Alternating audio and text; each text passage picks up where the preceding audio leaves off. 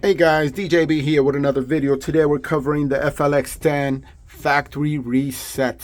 Had questions on how to factory reset this unit, so I'm gonna get right into it.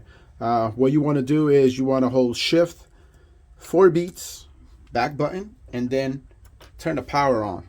As soon as you see this lights up, you let it go. Now we're in utility mode, and this is the mode that's gonna let you factory reset. So you're gonna keep tapping this. Tap it and keep watching this display here until you see factory reset, which is right there, factory reset. Once you see that, you're going to hold both beat sync button down and then you're going to let it go. Look at what it just did. It said factory reset finished, meaning your factory reset has been completed. That's all you need to do. Now there is another reset which I'm going to show you guys next. So you're going to turn off the unit, and this time you're going to turn it back on, and once it's fully booted, you're going to go and you're going to hold shift and back button.